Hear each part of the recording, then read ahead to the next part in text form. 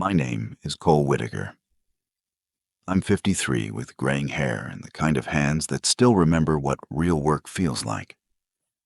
For the past 16 years, I was the Senior Vice President of Business Development at Silverstone Fixtures, a premium supplier of architectural hardware based in Denver, Colorado. What did I really do? I kept our clients close and the doors open. I handled the top 12 accounts personally, relationships I'd nurtured with care, consistency, and a fierce sense of responsibility. I knew their kids' names, their late-night project headaches, and the unspoken expectations they never put in writing. If this kind of story resonates with you, don't forget to like, share, and subscribe. For more powerful tales of betrayal, redemption, and the quiet strength behind real leadership. Your support means the world.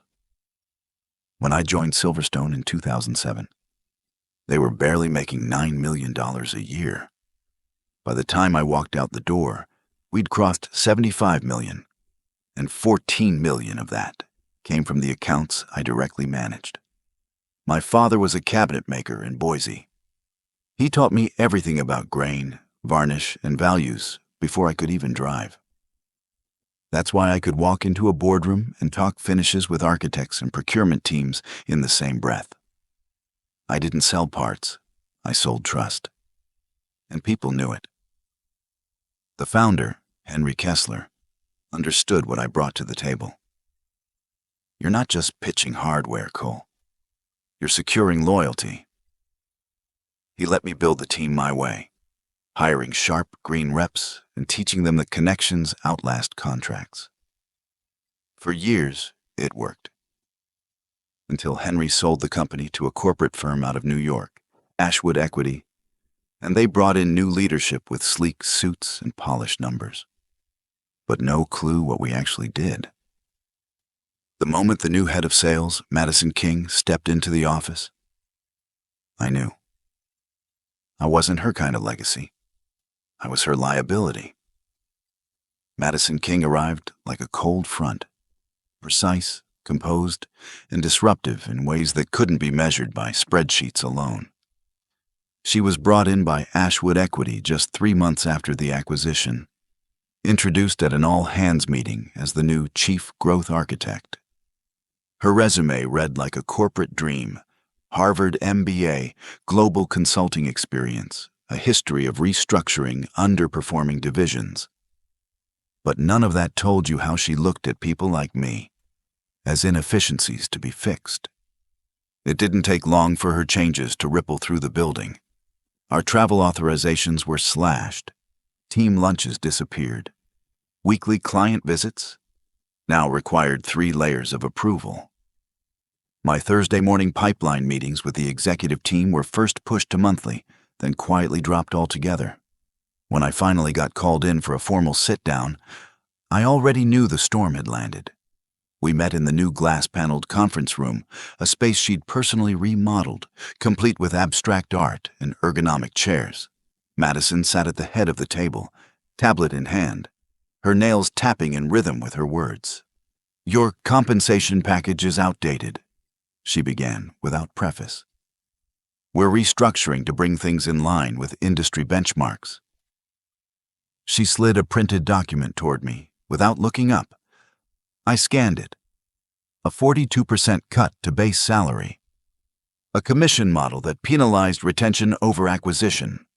Health and stock options gutted. Benefits streamlined. The math wasn't difficult. This wasn't an adjustment. It was an erasure. She continued, her tone even. "We believe this will encourage performance-driven culture. Legacy contracts like yours don't reflect current market expectations."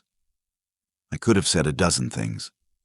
I could have reminded her that my book of business funded their acquisition, that my clients weren't transactional. They were loyal because they trusted me, that you don't quantify trust by reducing it to a line item. Instead, I asked, "When does this take effect?" "Immediately," she replied, already shifting to her next task. She expected resistance, maybe even outrage. What she got was silence and a firm handshake. "Thank you for the clarity," I said as I stood.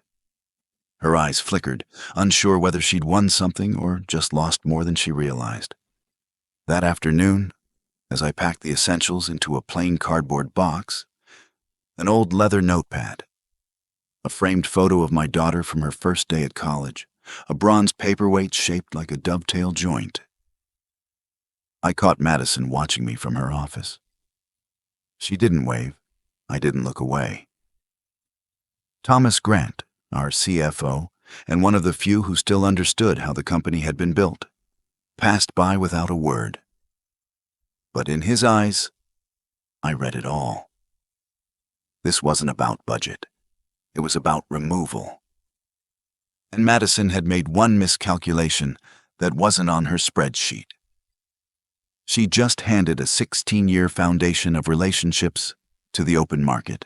The week leading up to that final meeting had been a slow unraveling. Quiet at first, like the feeling when you know a floorboard is about to give, but you keep stepping anyway. I'd noticed the signs long before Madison handed me that severance proposal. But it wasn't just about budgets and spreadsheets. It was the way people stopped meeting my eyes in the hallway. The way meetings I used to lead were suddenly rescheduled indefinitely. The first real gut check came during our quarterly budget review. Thomas Grant, Silverstone's CFO, and one of the last holdouts from the old guard, closed the conference room door behind us and leaned in. "They're taking a close look at compensation models," he said, keeping his voice low. "Especially anything that predates the acquisition." I didn't ask for clarification. I didn't have to. I was the last of the pre-acquisition contracts still standing. And then there was Gabriella. She was one of my last hires before the buyout, a bright, ambitious rep with a sharp mind for client needs and a genuine instinct for service. I'd taken her under my wing, showed her how to turn cold leads into lifetime customers. We had a rhythm. But when I saw her having lunch with Madison at a small bistro off Lincoln Street, everything shifted. They didn't see me at first. Madison was leaning in, gesturing pointedly. Gabriella was nodding, her fingers nervously circling the rim of her water glass. When Madison finally noticed me standing just inside the doorway, she smiled, cool and casual, as if this were some happy accident. Gabriella, on the other hand, looked down at her plate like it might swallow her whole. Later that afternoon, I asked Gabriella about it. "Just getting to know the team," she mumbled, not meeting my eyes. That's when I knew. I didn't need the details. I already saw the direction. Back in my home office that night, I stared at a decade's worth of reports. Page after page of growth, of retention, of clients who stayed with us not because we were the cheapest, but because we were the ones who answered the phone at 9:30 p.m. when a shipment got delayed. Because I knew their pain points before they became problems. 16 years of trust being swept into a trash folder labeled outdated strategy. That's what Madison didn't understand. You can't cut your way into loyalty. You earn it, inch by inch, call by call, even when there's nothing to sell. My phone buzzed. A message from Terry Lawson, head of procurement at Westbrick Developments, one of our longest-standing clients. "Hearing chatter about changes at Silverstone. Are you still our point of contact?" I took a deep breath, typed back, "Let's catch up this week." And that was the moment everything crystallized. Madison hadn't just underestimated me. She'd misunderstood the very fabric of what kept this company together. I wasn't a line item on a ledger. I was the ledger. The morning I walked out of Silverstone for the last time, Denver was coated in a late spring fog. The kind that muffles sound, slows everything down. It matched my mood. There were no dramatic goodbyes, no farewell speeches, just a few glances from the newer team members who weren't sure whether they should say something or pretend they didn't see me at all. I didn't make a scene. I placed the box in the trunk of my car, same one I'd driven to job sites, lunch meetings, trade shows across the state. Inside the box were 15 years of my life reduced to symbols. A photo of my daughter and me at her architecture school graduation, an engraved pen set from a supplier who once flew across the country just to close a deal with us, and a wooden clock gifted to me by my first long-term client. As I backed out of the parking lot, I saw Madison King standing by her office window, arms crossed, watching. Waiting for what? Tears? Regret? Retaliation? She'd get none. That was her mistake all along. She thought control was measured by compliance, but control isn't power. Influence is. By the time I got home, there were already 3 missed calls from clients. I didn't answer right away. I needed space to think, strategically, not emotionally. I made myself a cup of coffee, sat in the kitchen, and opened my laptop. Pulled up old notes, contact history, patterns. These weren't accounts. They were stories, people, companies I'd helped through disasters, delays, staff turnover, recessions. I'd earned their loyalty not with promises, but with presence. Then the call came from Terry Lawson at Westbrick. "Cole," he said, voice tight. "I just got off a call with a woman named Madison. She's telling me our pricing will be revisited, and she's introducing someone named Gabriella as our new account lead." I kept my tone steady. "That aligns with what I've heard." He sighed. "Look, I've been through 4 procurement heads and 6 restructures. What I need is stability, continuity, not some new rollout every time a company changes hands. You've always understood that. If you're moving on, I'd like to know where you land." That sentence hung in the air. He wasn't the first, and I knew he wouldn't be the last.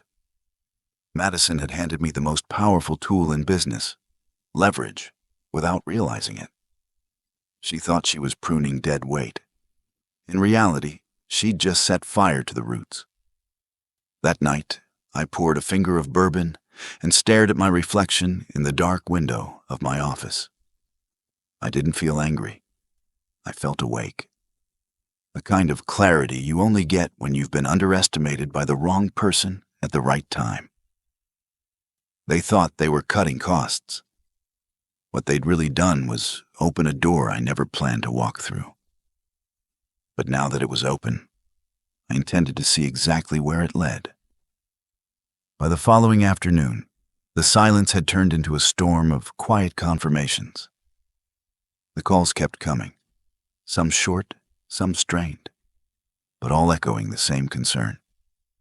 Clients weren't asking about product specs or shipments. They were asking about me. Derek Hahn from Alder Construction called around 2:15 p.m. "Heard about some changes at Silverstone. What's going on over there?" I gave him the broad strokes. New leadership, new direction. "Well, I'll tell you this," he said, his voice tight with irritation. "Someone named Gabriella just emailed me a client satisfaction survey with 46 questions.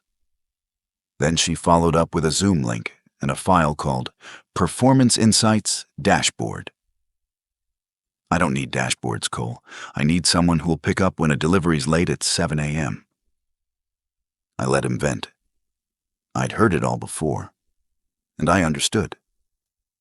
It wasn't that Madison King was incompetent. She was efficient, measured. But what she didn't grasp, what no spreadsheet could quantify, was that in a business built on trust, metrics are secondary. People remember who showed up, not who sent the cleanest slide deck. Each call brought another thread loose from the fabric Madison was trying to stitch together. They weren't just Silverstone's clients. They were relationships I'd built, personally. Through late-night calls, reworked orders, site visits in the snow, and dozens of lunches where no deal was signed, but loyalty was forged anyway. I never asked any of them to leave Silverstone. I never had to. They simply followed the compass they'd trusted for over a decade. Still, I moved cautiously. I drafted an email to Cameron Wells, the COO at Summit Forge, a fast-growing supplier I'd met at a trade expo the year before. We'd talked casually over coffee about the gap in commercial fixture servicing in the western states. Back then, it was hypothetical. Now, it was a door waiting to be knocked on. But before I sent anything, I made a more strategic call to my attorney. I wanted clarity. Was I in violation if I simply stayed in touch? He pulled up the non-compete clause and walked me through it, line by line. You can't sell competing hardware for 6 months, he said. But staying connected? That's not restricted. Clients are free to choose whom they trust. You're not soliciting. They're reaching out. That's all I needed to hear. Trust isn't owned. It's earned. And when it's tested, it doesn't vanish. It sharpens. That evening, I opened the draft again and replaced the recipient. Not Summit Forge. I typed in Daniel Redden's email instead, VP of Expansion at Ironcrest Supply Group.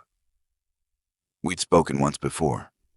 He'd said, half joking, if you ever get tired of saving Silverstone's skin, give us a call. It wasn't a joke anymore. Subject line, exploring opportunities. The next morning, I hit send. The email to Daniel Redden wasn't long, just a clear signal. We met at the Builders and Supply Expo in Phoenix last year. At the time, I was still leading the commercial sales division at Silverstone Fixtures. I'm now exploring new opportunities. If Ironcrest is still expanding your Western division, I'd welcome a conversation. He replied in under 4 hours. We scheduled a call for the following day. Daniel was direct, his voice steady but enthusiastic. Cole, you were the first name I thought of when we drew up the expansion map. We know you understand the market. We've tried to break into the Denver corridor for years.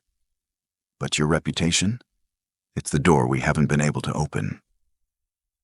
I didn't overplay it. I didn't need to. I let my history speak louder than my pitch. He asked if I'd be open to building a team from scratch, my team, with full autonomy.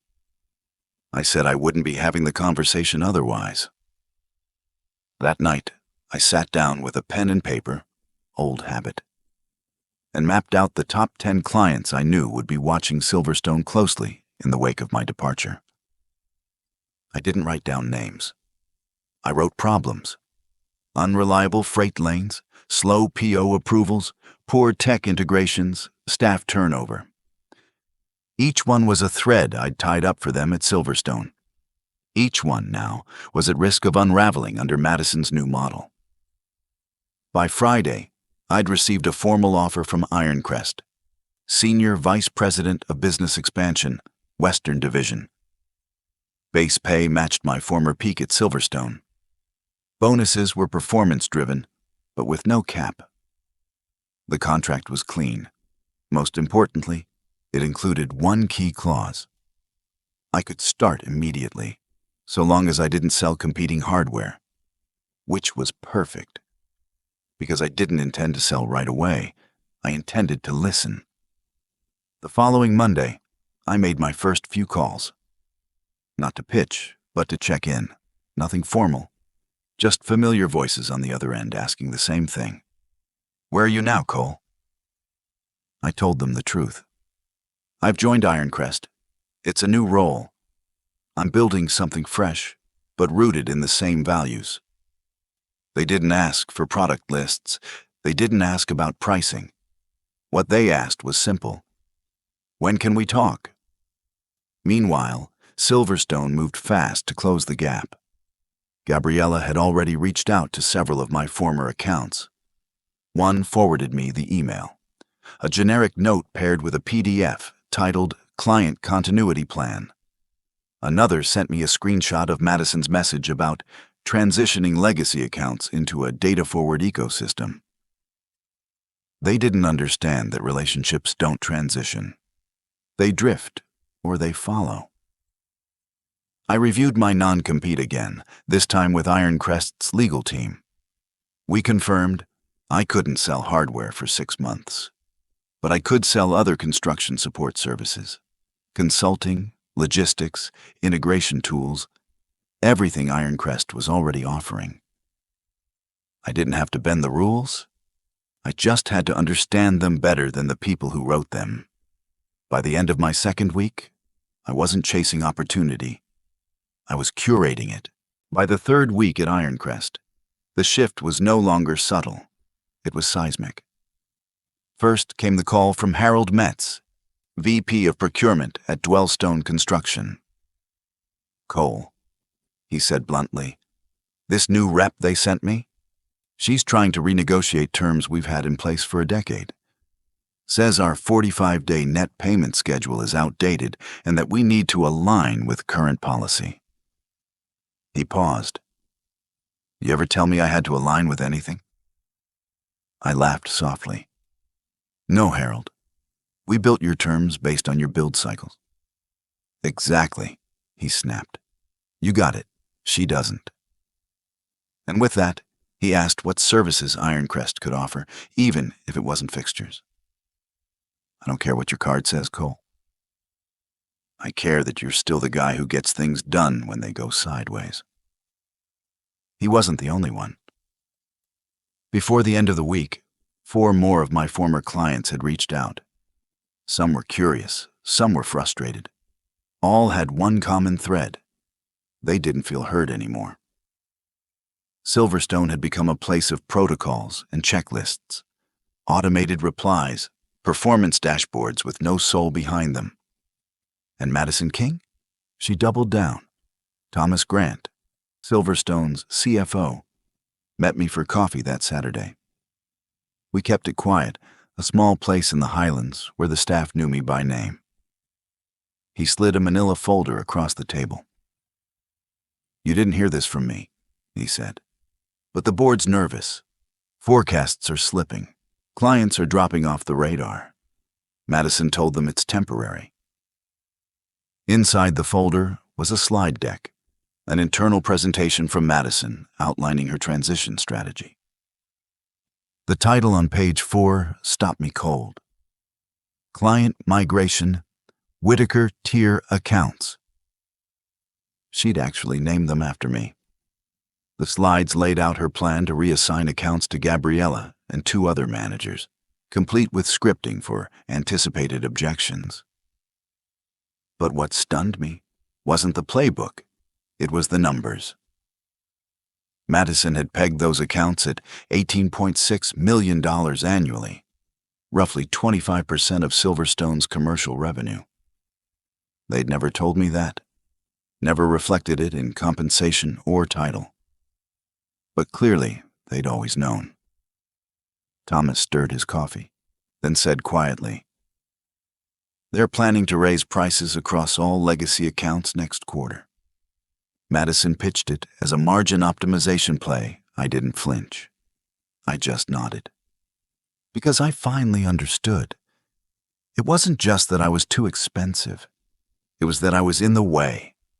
My relationships, my loyalty to clients, stood between them and their short-term profit model. I wasn't obsolete. I was inconvenient. Thomas lingered for a moment before he left.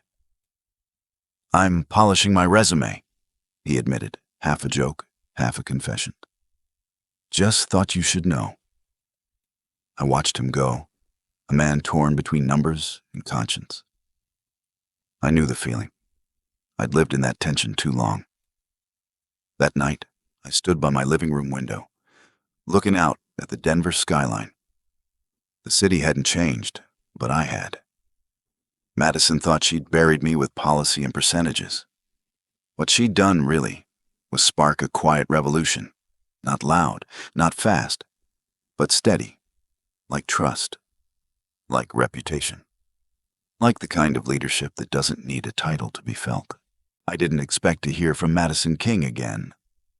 But on a crisp Thursday morning, a call came through from an unfamiliar number. I let it go to voicemail. A minute later, my assistant walked in with a note. Madison King. Says it's urgent. I called her back out of courtesy, not curiosity. We need to talk, she said flatly. About? Client movement.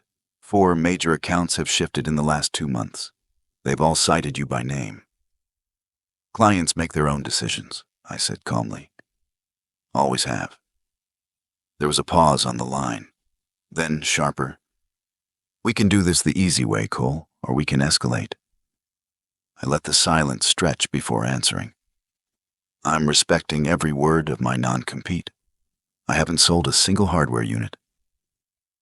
You're exploiting a loophole. I'm honoring a contract. Another silence, colder this time. The board is concerned, she finally said, her voice lower now. They're asking questions about client attrition, about projections.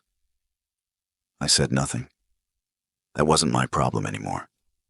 Then came the real offer, disguised as diplomacy. Look, maybe there's a way to work this out. Some kind of consulting arrangement, a finder's fee. We just want to avoid dragging this into legal territory. I nearly laughed. He still didn't get it. Madison, I said evenly, I'm not interested in being paid to walk away. I'm not building leverage. I'm building something real. I'm not poaching your clients. They're following trust, and that's not something you can invoice. She didn't answer at first. When she finally spoke, her voice was thin. You really think you're not responsible for this? You think I am. That's the difference. We ended the call with no resolution, no agreement. Just a final warning from her legal team a few days later. Another formal letter reminding me of my obligations. My legal team reviewed it again, still clean, still within bounds. The next day, I met with Frank Merriman from Landmark Group for coffee. His 3-year deal with Silverstone was up for renewal. I didn't bring up business. He did. They offered to beat any number I got by 5%, he said. Told me they'd automate site monitoring, push more data my way. Sounds generous, I said. Maybe, he replied, then added. But here's what I told them. I don't need more dashboards. I need someone who knows our specs without looking them up. Someone who calls back when a delivery's short on a Friday night. He looked up at me. I need you, Cole. I just need to know if Ironcrest can handle our volume. I gave him the truth. We can, and we will. 2 weeks later, the contract came through. $4.1 million annually, with options for expansion. I forwarded it to Daniel with one line. One down. More coming. It didn't make headlines. Not at first. Just a quiet, internal memo passed around Silverstone's upper ranks. Madison King had been reassigned. The wording was careful. She'd now lead strategic development initiatives for Ashwood Equity's portfolio companies, an elegant way of saying she was being moved out of the spotlight without the spectacle of termination. Thomas texted me the news, along with a blurry photo of the memo tacked to the break room corkboard. The caption underneath was one word: inevitable. I didn't respond. There was nothing left to say. By then, my days at Ironcrest had settled into a new rhythm. I led a compact but fast-growing team out of a freshly leased space in the Lodo district of Denver. 2 of my former sales reps had joined me. People who knew the difference between customer management and customer connection. The phones didn't stop ringing. Referrals came in steady waves. Clients weren't looking for novelty. They were looking for familiarity, delivered with precision. And the numbers? They followed. 7 of my former top accounts had migrated to Ironcrest by the end of the quarter. Not one of them had been pitched. Every transfer came through mutual trust and mutual fatigue from being treated like data points instead of business partners. Daniel, our VP of expansion, was the first to say what everyone else at Ironcrest had been thinking. You've rebuilt a division in under 90 days. That's not just impressive, it's unheard of. I didn't puff up, I just nodded. That's what happens when you bet on people, not projections. Later that week, I received an email from Gabriella. Subject line, checking in. Her message was short. She said she'd left Silverstone and was re-evaluating next steps. Asked if I might be open to a conversation. There was no bitterness in her tone, just reflection. I stared at the message for a long time before closing my laptop. Some lessons don't need a response. They need space to settle. That same evening, an industry newsletter published a quiet bombshell. Silverstone fixtures faces client exodus after leadership overhaul. The article didn't name names, but it didn't need to. Phrases like key executive departure, unexplained account turnover, and declining renewal rates painted the picture. One anonymous employee was quoted saying, "They didn't realize what they had until it walked out the door and took half the trust with it." I didn't smile. I didn't gloat. I simply forwarded the article to Daniel with the subject line, "More coming." That weekend, my daughter invited me over for dinner at her new place just outside Capitol Hill. She'd been promoted to lead architect at her firm, a milestone I'd celebrated more than my own. As we sat on her balcony, the city glowing behind her, she looked at me and asked, "How's work, Dad?" I thought about Madison, about Silverstone, about everything that had tried to tell me I was obsolete. "Good," I said. "I'm building something that'll last." And this time, it wasn't just product lines or sales numbers. It was legacy. A year to the day after Madison King slid that severance proposal across the glass table, I stood in a different room, surrounded by a different kind of silence. One filled with pride, not tension. We were in Ironcrest's newly expanded Denver office, a floor higher than when we started, now buzzing with life. My team had grown from 2 people and a shared conference table to 12 account managers, a dedicated logistics coordinator, and a client support lead who knew every detail about our top customers without having to look it up. The quarterly numbers were on the screen. $26.7 million in new revenue. 8 of my former top 10 accounts now with Ironcrest. But the number wasn't what made my chest tighten. It was the faces. Real people. Folks who had followed me not because I made promises, but because I had kept them. Daniel entered the room carrying a bottle of champagne. "The board approved your expansion proposal," he announced. "Headcount, travel budget, new onboarding program, everything you asked for." I accepted the glass he offered, but didn't drink, not yet. My phone buzzed. A message from Thomas. "Silverstone's Q3 earnings call in 30 minutes. Might be worth listening in." Curiosity got the better of me. I stepped into my office, closed the door, and dialed into the investor webcast. Silverstone's new CEO, a man I'd never met, sounded polished but nervous. He opened with corporate niceties, then pivoted quickly to the real issue. While we anticipated transitional volatility post-restructure, Q3 revenue has underperformed significantly against forecasts. An analyst cut in, sharper than polite. "Is it true Silverstone has lost nearly 20% of its annual recurring revenue in the last 6 months?" A pause. "We're actively reviewing account retention strategies and realigning internal priorities." Another voice. Can you confirm reports that Landmark Group has moved their contract to Ironcrest? The silence this time was longer. When the CEO spoke again, his tone was clipped. We do not comment on specific client relationships. But he didn't deny it. I ended the call just as Gabriella's name popped up in my inbox again, this time with a resume attached. Subject line: Any room on your team? I leaned back in my chair, the low hum of voices outside my door grounding me in the present. I'd started this chapter with nothing more than a cardboard box, a reputation, and a choice: to fight for something bigger than a title. Legacy isn't a nameplate.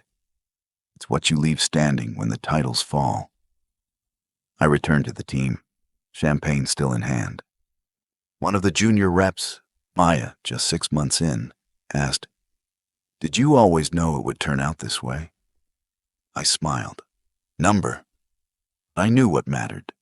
Relationships, showing up, doing the work. Later that evening, I drove across town to have dinner with my daughter. She greeted me with that same light in her eyes that made every risk worth it. Over grilled salmon and red wine, she asked, "What's next for you, Dad?" I paused before answering. Not because I didn't know, but because for once I wasn't chasing anything. I'm right where I'm supposed to be. And this time, it wasn't about reclaiming anything. It was about building something no one could take away. Her name appeared again, this time not in a subject line, but on my office calendar. Gabriella Flores, 2:30 p.m. Scheduled through my assistant with no context, just a polite request to speak in person if possible. I didn't say no.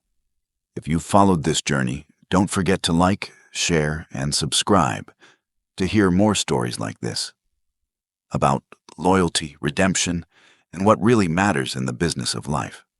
She walked into the office quietly, her blazer pressed, but her shoulders lower than I remembered.